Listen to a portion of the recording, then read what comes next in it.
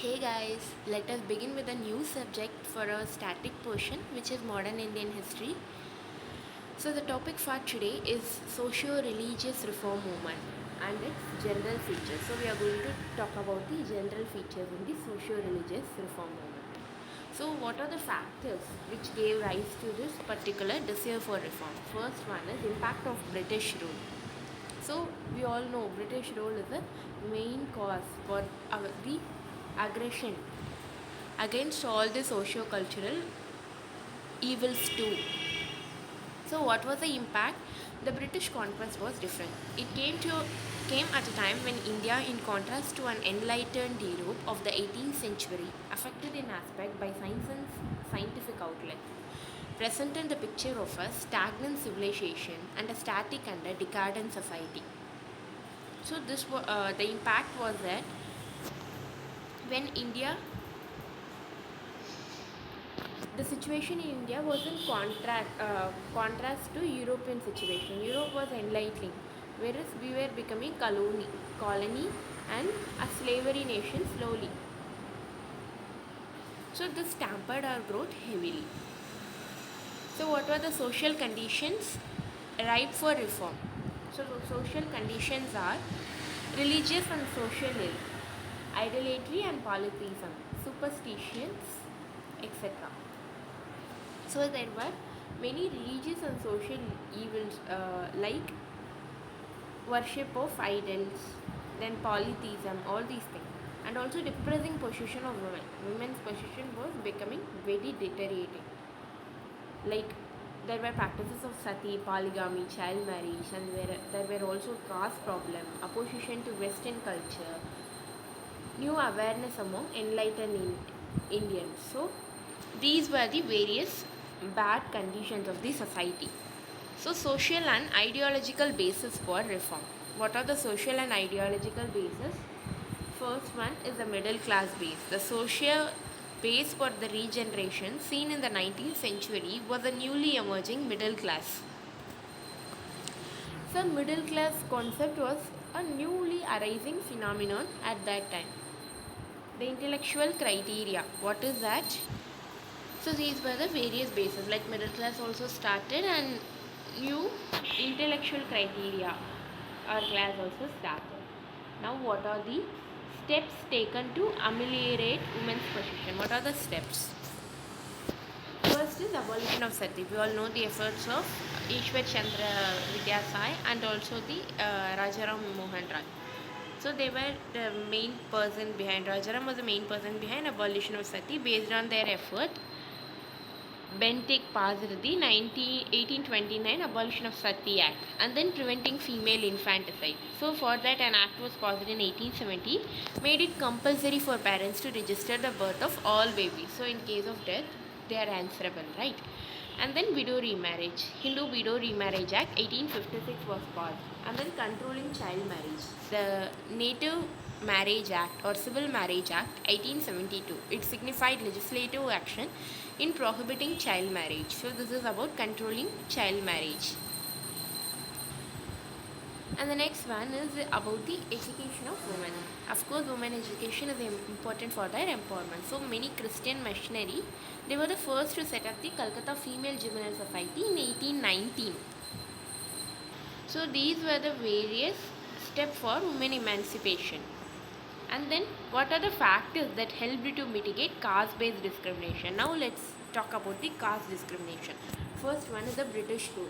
Perhaps without intention created uncertain condition that they undermine caste consciousness to an extent. So in the spirit of fighting against the British, that is a common enemy, people started uniting with each other without seeing caste or religion. The social reform movement also strove to undermine caste-based explanation because there was also certain social reform movement going on, after which the national movement took inspiration from the principles of liberty and equality against the forces which tended to divide the society. So national movement was a very big inspiration. With increasing opportunity of education and general awakening, there were stirrings among the lower caste themselves. So there were education and awareness. which led to emancipation of lower caste people. The Constitution of Free India has made equality and non-discrimination on the basis of caste imperative. So those were certain steps to end the caste discrimination. Now, what are the two concerns of socio-religious reform in India? Two major concerns: the evolution of an alternative cultural ideological system. So there was an alternative emerging, and the regeneration of traditional institution. So there is going to be a conflict between the traditional one and the evolving new kind of tradition, new change. So these concerns were manifested through the attempt to reconstruct traditional knowledge, the use of development of vernacular language, creation of an alternative system of education, defense of religion, efforts to regenerate Indian arts and literature, the emphasis on Indian dress and food, attempt to revitalize the Indian system of medicine, and to research the pre-colonial technology for its potential. So these were certain concerns. There starts the clash between the conservators who want the traditional and old way to continue, and the radicalists who want a particular change from the root cause itself. So there is going to be a conflict. Now the two streams in socio-religious reform movement. What are they? The reformers like Brahma Samaj, Pratna Samaj, Aligarh movement. Revivalists like Arya Samaj and D1.1. So we have to remember who are reformers and who are revivalists. They might ask in prelims like Brahma Samaj, Pratna Samaj and Aligarh BPA are the reformists. BPAL, that is Aligarh. Whereas revivalist is AD, Arya Samaj and D1.1. Major difference between the two was the varying degree of reliance on tradition, reason and consent. So these are some of the various differences. Now we'll look at a tabular column about the education of women education emancipation. Year, founder, name or number of organization, educational stream. In 1819, Christian missionary. They started the first Calcutta Female Juvenile Society for General Education, which is the root or field for women education. And then in 1849, J.E.D. Bethune started the Bethune School. Then in 1850s, Ishwar Chandra Vidyasagar, not less than 35 girls' school in Bengal. So this is a big step at that time. And in 1914, this year World War I started, right? Women's medical service was started. This is for training nurses and midwives. And in 1916, D.K. Karve started Indian Women University for higher education. And then in 1916, same year itself, Lady Hardinge started the Lady Hardinge Medical College in Delhi. This is related to medical education. Now the next reform is Charles Wood's Dispatch on Education. Charles Wood's Dispatch, 1854. That was 3 years before the revolt. We have to remember this. Laid great stress on the need for female education. Health facility began to be provided to women with the opening of Dufferin Hospital in 1880s. So this stressed about the women education and also about the health facility needed for women. And this led to the Dufferin Hospital opening in 1880s. That time Dufferin was the Lord. So the limitation of socio-religious reform movement. What are the various limitations? Their main target was middle class. So many poor peasantry and even women were not included fully. They used religion to support them based on the colonial legislation, not unified. In different areas, the priority of reform was different. That led to religious revivalism also. So now let's look at few organizations related to stopping the discrimination on lower caste. So name, organization or the movement, work, result. The most important personality is Jyotiba Phule and his wife Savitri Bai Phule. They both started the Satya Sodak Samaj. This is a movement against the Brahmanical domination on the lower caste. Education of lower caste, especially girls, is given importance. They started several schools also, even girls' school. Savitribai Phule became the first female teacher, opened several schools for women. So this is a very good step. Now we look at the general survey of socio-cultural reform movement. First personality is Baba Saheb Ambedkar.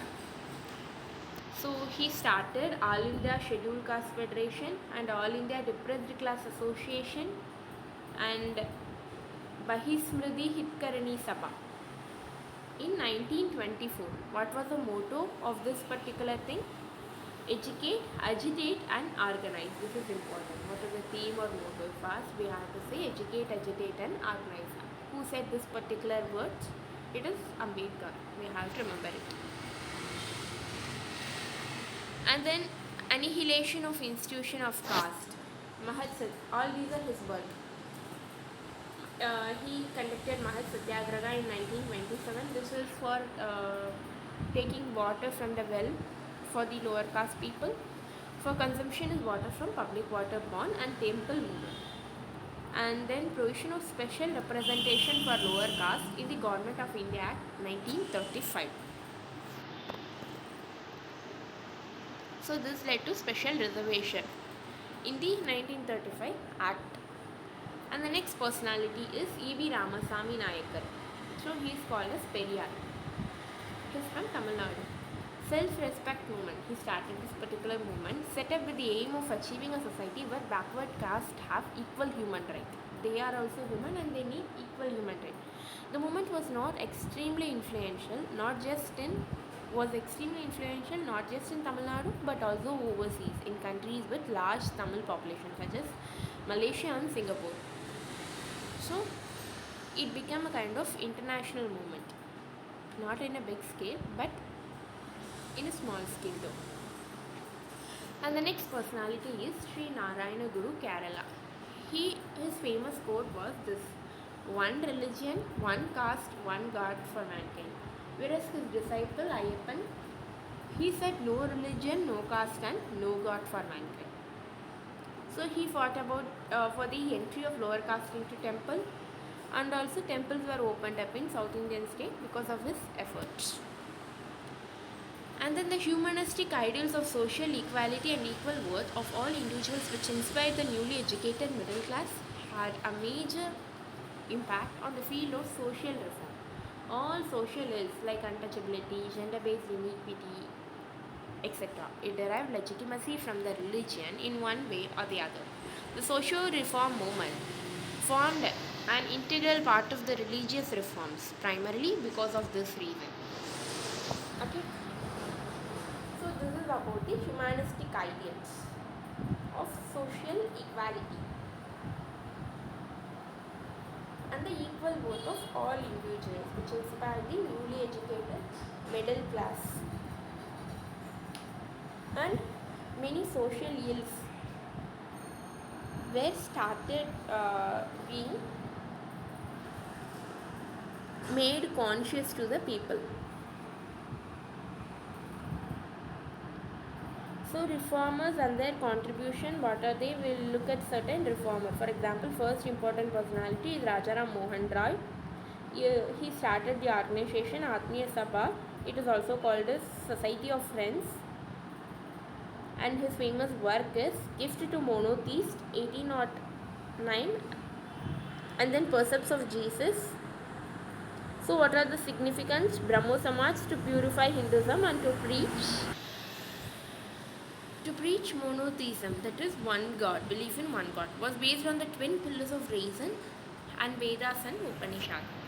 So his period was from 1773 to 1833. Sorry, it's 1772. And then he also started Brahma Samaj. So Atmiya Sabha, then Brahma Samaj in 1828. Later it was renamed as Brahmo Samaj. Then Calcutta Unitarian Society. Atmiya Sabha, Brahma Samaj, Atmiya Sabha, Brahmo Sabha, which became Brahma Samaj, and then Calcutta Unitarian Society. And his other books are Precept of Jesus, Gift of Mother in Persian, and he also wrote Turafatul Muhyiddin compiled a Bengali grammar book and translated into Bengali the Vedas and 5 Upanishads. So he compiled various grammar book also in the name of Turafatul Muhyiddin.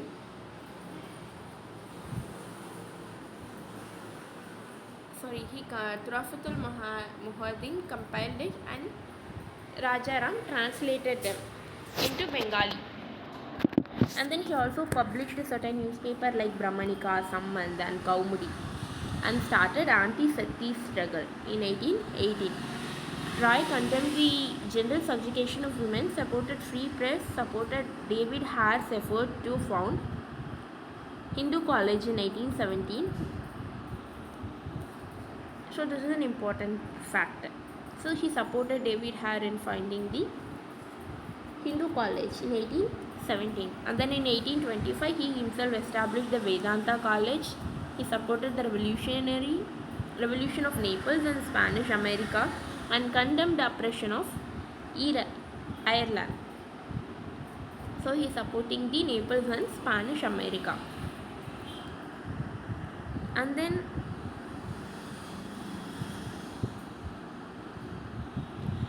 what are the significance of this Brahma Samaj? It condemned the Hindu prejudice against going abroad. So it was said that if someone crosses the ocean or sea, then all their goodness will be gone along with the ocean. So he fought against all such superstitious belief. It worked for respectable status of women in the society, condemned sati, worked for abolition of further system, discouraged child marriage and polygamy, crusaded for the widow remarriage, for provision of educational facilities. It also attacked the casteism, untouchability. In these matters, it attained only limited success. Then what are the various movements for social reform and personalities attached to it? Now, these are some of the works of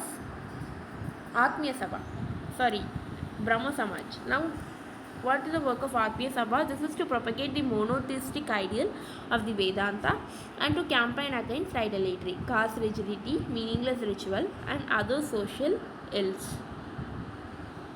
And the next personality is Devendranath Tagore. So he started Tattva Bodhini Sabha and he also established his Tattva Bodhini Patrika. And what was his significance? It revitalized the Samaj, supported widow remarriage, and then women education, abolition of polygamy, and then improvement in riots, conditions and temperance.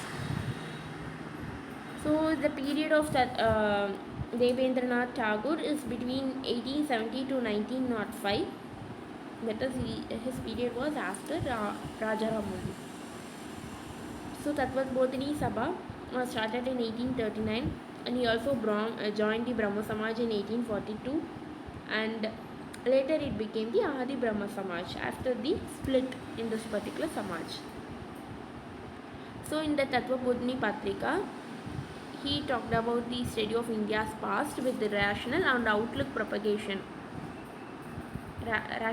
and propagating Roy's ideas. So Tagore worked on two fronts. Within Hinduism, the Brahma Samaj was a reformist movement, and outside it resolutely opposed the Christian missionary for their criticism of Hinduism and their attempts to conversion. So within Hinduism, it is trying to reform with the Brahma Samaj, and outside it is trying to oppose Christian missionary because they were trying for conversion. And the next personality is K.C. Sen, that is Keshav Chandra Sen. His period is between 1838 to 1884. He joined the Brahma Samaj in 1858, that is in 20 years. and soon became Acharya, Brahmo Samaj of India in 1866. So he started this particular thing. After this only the earlier Brahma Samaj become Adi Brahma Samaj.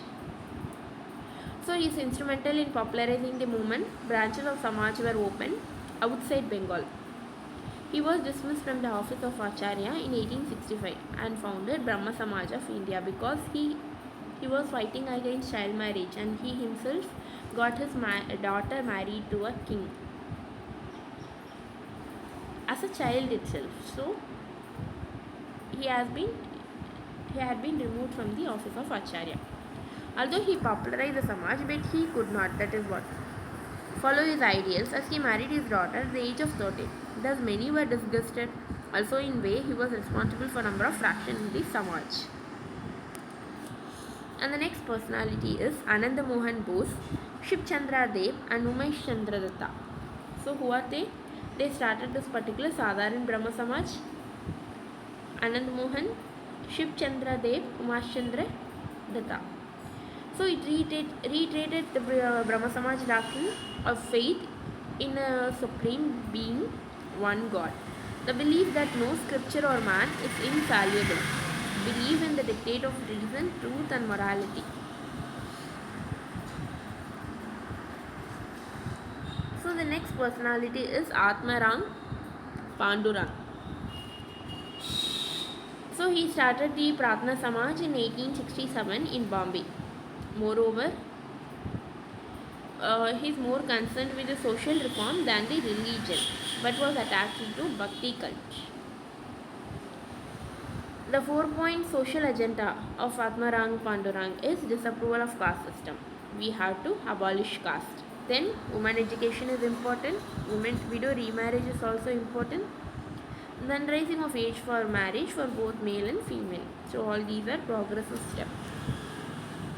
Then M.G. Ranade, Mahadeo Govind Ranade, joined this particular Sabha, Pratna Samaj, in 1870 and popularized it. Who are the other person?